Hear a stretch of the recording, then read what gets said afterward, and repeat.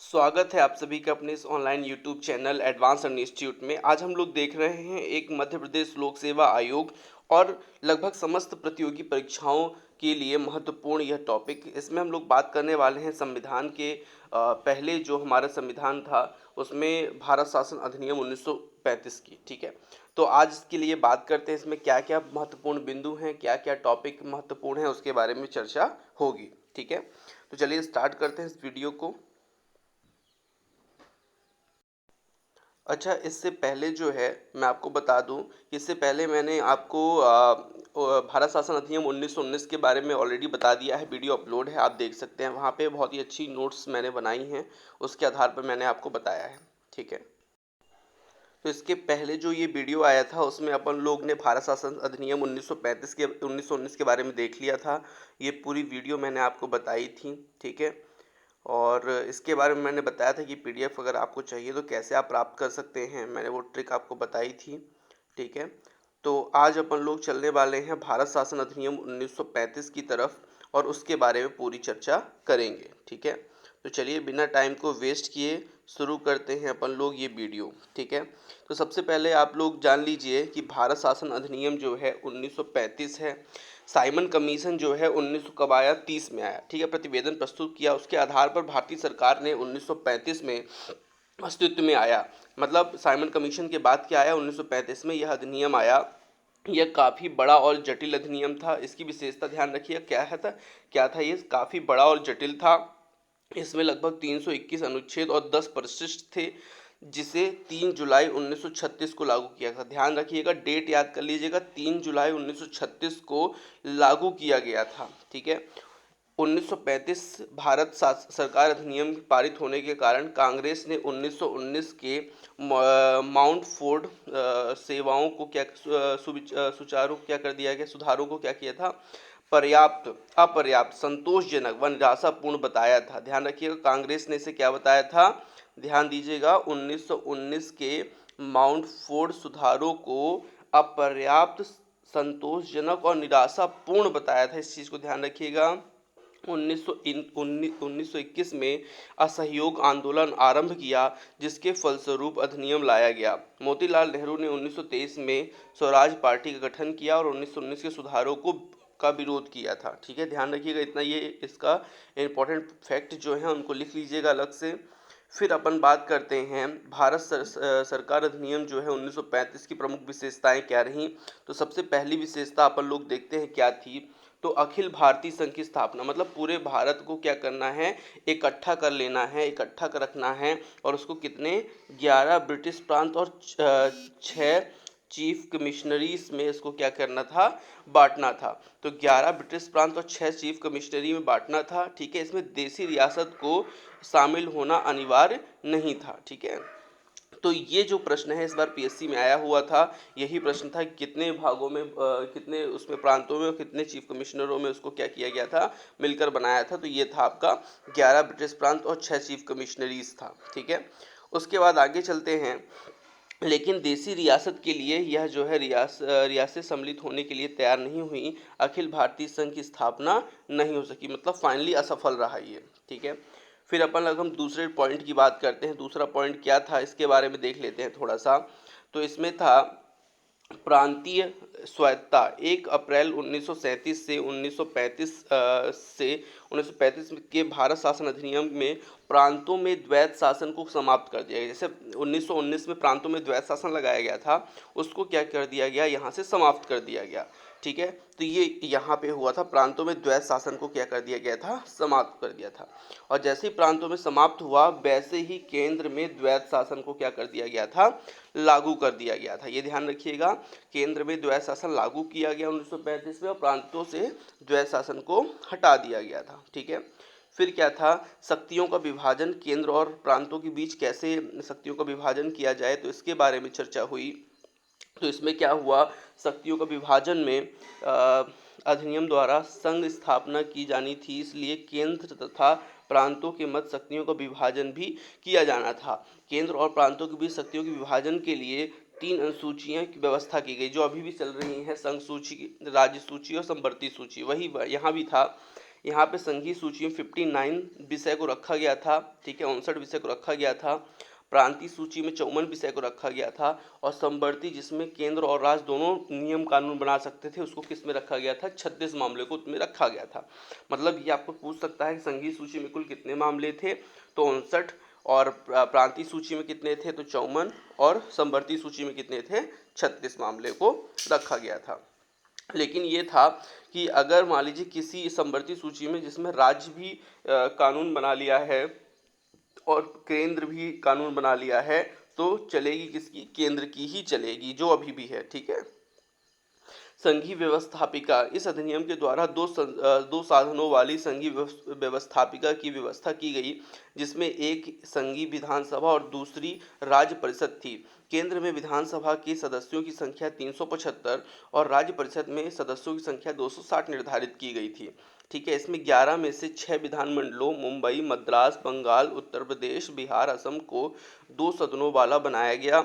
अधिनियम के द्वारा मताधिकार का विस्तार किया गया और प्रांतों की 10% जनता को वोट देने का अधिकार दिया गया। तो यहाँ पे आपको ध्यान रखना है, 1935 में कितने परसेंट वोट देने का अधिकार रखा गया, 10% वोट देने का अधिकार रखा गया, ठीक है।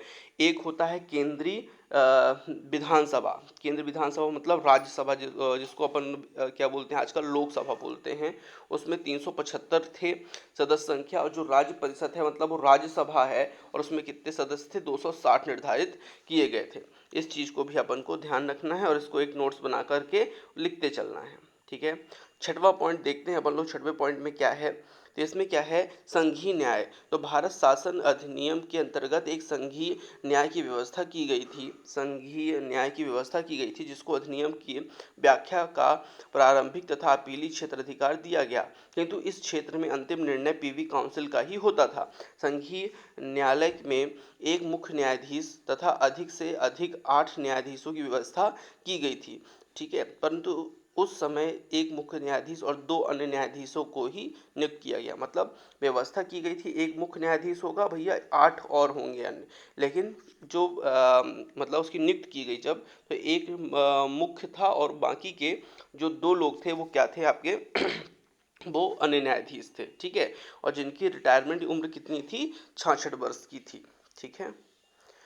आगे चलते हैं, आरक्षण व्यवस्था पर एवं संरक्षण, इसकी बात करते हैं। क्या है ये आरक्षण व्यवस्था एवं संरक्षण? ब्रिटिश शासन का मानना था कि भारतीयों द्वारा उत्तरदायी शासन का संचालन करने में त्रुटि की जा सकती है, ठीक है। वे अल्पसंख्यकों के हितों की रक्षा हेतु पहले से ही समुचित व्यवस्था कर लेना चाहते थे।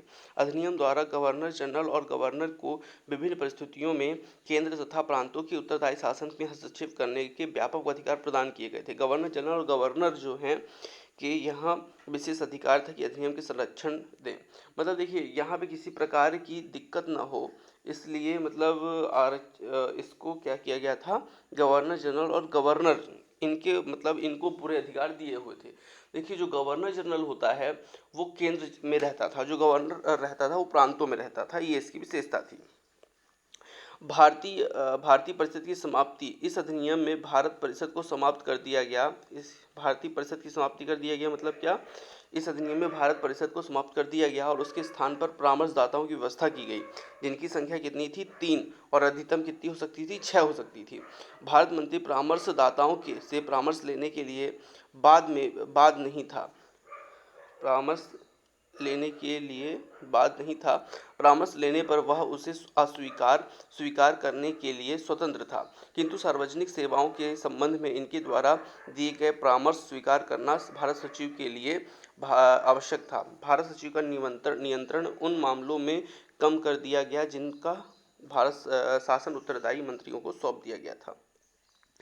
ब्रिटिश संसद की सर्वोच्चता, 1935 के अधिनियम के अनुसार भारतीय शासन के संबंध में अंतिम शक्ति ब्रिटिश संसद के पास ही थी। देखिए एक चीज़ ध्यान रखिएगा, अंतिम शक्ति किसके पास ही, जैसे कोई भी अगर यहाँ से नियम कानून बना है, ठीक है, जो पास हुआ है या निर्णय को बदला गया है, तो उसकी जो अंतिम शक्ति थी वो किसके पास रहती थी, वो रहती थी ब्रिटिश संसद के पास ही। वो वहाँ से चाहे तो उसको पलट भी सकता था, ठीक है।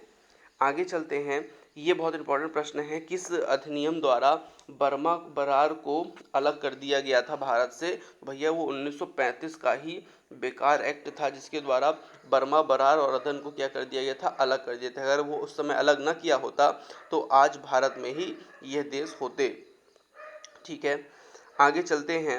आगे चलते हैं 11वें नंबर पॉइंट पे, प्रस्तावना का अभाव। ठीक है, तो इसमें क्या था भैया, प्रस्तावना का अभाव था। जो 1935 का अधिनियम था, इस अधिनियम में कोई प्रस्तावना नहीं थी, किंतु संसद के सदस्यों द्वारा आलोचना किए जाने पर 1919 के भारत शासन अधिनियम की प्रस्तावना को, भारत शासन अधिनियम 1919 की प्रस्तावना को ही 1935 में चिपका दिया गया। मतलब समझ रहे हैं बात, 1919 में जो प्रस्तावना बनी थी उसी को 1935 में कर दिया गया। उपयुक्त उच्चायुक्त का पद, इस अधिनियम में भारतीय उच्चायुक्त के पद बनाए रखने के लिए व्यवस्था की गई थी। उसकी नियुक्ति स्थित शक्ति गवर्नर जनरल के हाथों में थी। जो केंद्र में बैठता था गवर्नर जनरल, उसी के हाथों में इसकी जो पूरी बागडोर थी। ठीक है, 1919 के अधिनियम में विद्वान शक्ति में कोई अंतर नहीं किया गया। मतलब वही संविधान में कोई अंतर नहीं किया गया उसमें। 1935 में भारत शासन अधिनियम में आलोचनाएं हुई, बहुत सारी आलोचनाएं हुई। ये कुछ आलोचना थी। ठीक है, दोषपूर्ण संविधान है, ये कुछ क्या हुई हैं, आलोचनाएं हुई हैं, उनके बारे में यहाँ पे बताया गया है। ठीक है,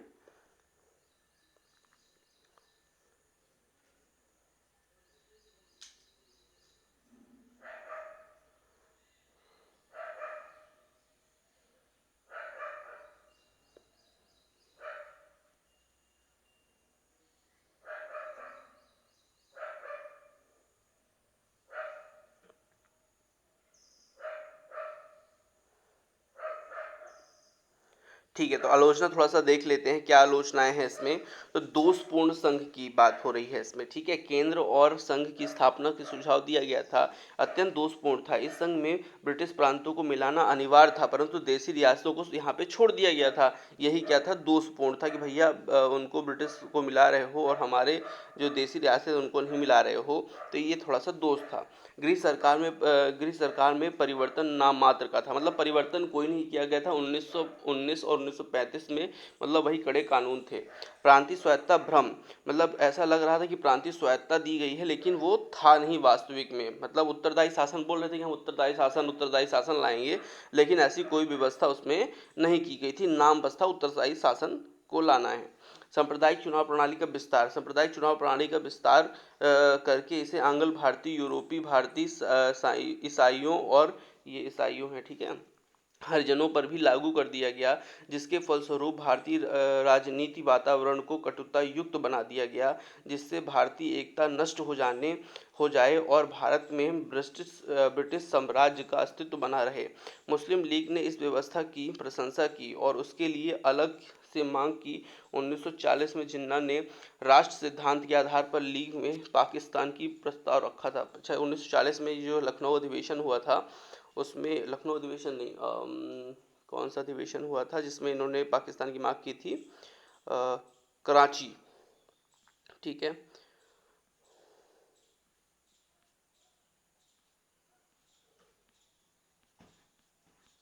2 मिनट।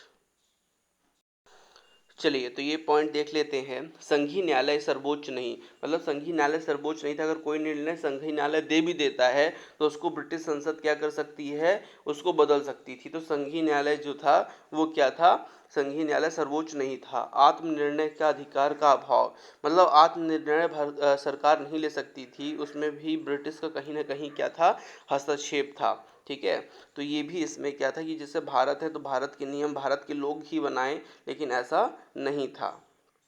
ठीक है, भारतीय कक्षाओं की उपेक्षा, इस अधिनियम में भारतीयों की आकांक्षा है, यहाँ पे आकांक्षाओं का ध्यान नहीं रखा गया था। 1919 के अधिनियम की प्रस्तावना को ही मान्यता दे दी गई, जबकि भारतीयों ने पूर्ण स्वतंत्रता की मांग की थी। भारत पर अंग्रेजों का नियंत्रण पूर्वक बना रहा। मतलब इन्होंने क्या किया था कि भारत की जो आकांक्षाएं हैं उसी के अनुसार हम ये नियम बना रहे हैं 1935, लेकिन उन्होंने प्रस्तावना ही जो थी उसको ही 1919 की चिपका के रखा था। ठीक है, फिर है 1919 के एक्ट के अंतर्गत प्रांतों में द्वैत शासन की विफलता देखी गई। 1919 में जो प्रांत में द्वैत शासन लगाया गया था उसमें क्या किया गया था, द्वैत शासन में असफलता देखी गई थी और उसको देखते हुए भी केंद्र में इन्होंने क्या किया, द्वैत शासन लगा दिया था। ठीक है, इसका महत्व क्या था, तो भारत शासन अधिनियम 1935 की अनेक आलोचनाएं की गईं, किंतु इससे एक अधिनियम का महत्व कम नहीं आंका जा सकता। प्रांतीय स्वतंत्रता की दृष्टि से यह अधिनियम अत्यधिक महत्वपूर्ण था। भारतीयों को शासन तंत्र में प्रवेश करके हस्तक्षेप करने का अवसर प्राप्त हुआ। इस एक्ट में प्रतिनिधि शासन व्यवस्था का सूत्रपात भी हुआ। देखिए कुछ हम लोग देख लेते हैं पॉइंट इसमें। 1919 के अधिनियम की तुलना में यह निश्चय ही एक प्रगतिशील प्रयास था। इस अधिनियम के कारण प्रांतों में उत्तरदायी शासन की स्थापना हुई थी। ठीक है, भारत के एकीकरण का मार्ग भी इसी अधिनियम के द्वारा प्रशस्त हुआ। मतलब देखिए जितना जुल्म करोगे हम उतना एक होते जाएंगे, कुल मिला के ये हाल हुआ इस अधिनियम के बाद। इस अधिनियम के मतलब ये समझ गए थे भारतीय लोग कि भैया ये सुधरने वाले लोग नहीं हैं। इस अधिनियम में प्रदत्त प्रांतीय स्वायत्तता से संलग्न भारतीयों को प्राप्त राजनीतिक प्रशिक्षण संविधान निर्माता व स्वतंत्रता के पश्चात भारतीय शासन को संचालित करने में सहायक सिद्ध हुआ। आगे चलते हैं। स्वतंत्रता के पश्चात बनाया गया भारत का वर्तमान संविधान 1935 के अधिनियम का प्रमुख आधार। संविधान में इसकी बहुत ही झलक मिलती है। मतलब जो 1935 के बाद हमारा संविधान बना है उसमें जो है हमारा संविधान जो 1900 कब बना है, 49 कितने डेट को, 26 दिसंबर, ठीक है 26 नवंबर 26 नवंबर 1949 को जो हमारा संविधान बना था, जिसको अंगीकृत किया गया है इस डेट पे, ठीक है, और लागू कब किया गया था, 26 जनवरी 1950 को। तो उसमें जो है इसका जो पार्ट है 70% पार्ट सीधे सीधे 1935 से ले लिया गया था, है ना। मतलब 70% जो भाग है वो आज भी 1935 वाला ही है। ठीक है, मतलब नकल करके उसी को लिख दिया गया, ऐसा है। संविधान निर्माण की सर्वप्रथम मार्ग बाल गंगाधर तिलक द्वारा 1895 में स्वराज यहाँ पे थोड़ा सा सुधार लीजिएगा।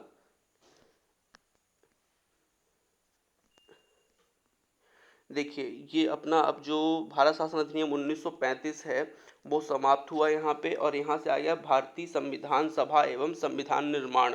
तो इसके बारे में चर्चा हम दूसरे वीडियो में करेंगे। इसके बाद एक वीडियो और आएगा, आज ही आ जाएगा या कल तक में आ जाएगा। उसमें आपको क्या मिलेगा, जितने भी ये मैंने पढ़ा है सबके ऑब्जेक्टिव प्रश्न मिल जाएंगे आपको। ठीक है, ऑब्जेक्टिव सॉल्व करा दूंगा। ठीक है, तो इस वीडियो को आपने देखा होगा, अच्छा लगा होगा। इस वीडियो की आपकी PDF चाहिए इसकी, तो आपको मुझे इस नंबर पे व्हाट्सएप करना है, अपना नाम लिखना है। ठीक है, मैं आपको इसका प्रोसीजर बता दूंगा कि आप कैसे इसे प्राप्त कर सकते हैं। एक बात, दूसरी बात कि हमारा एक टेलीग्राम चैनल चलता है। ठीक है, टेलीग्राम चैनल में प्रतिदिन 10 से 12 क्वेश्चन आपको साइंस के आते हैं। ठीक है, साइंस क्वेश्चन आप वहाँ से क्या कर सकते हैं, सॉल्व कर सकते हैं। ठीक है, तो जो आपके एग्ज़ाम के लिए बहुत ही महत्वपूर्ण है। ठीक है, तो आज की वीडियो में मैं इतना ही रखता हूँ, मिलते हैं नेक्स्ट वीडियो में। धन्यवाद तब तक के लिए।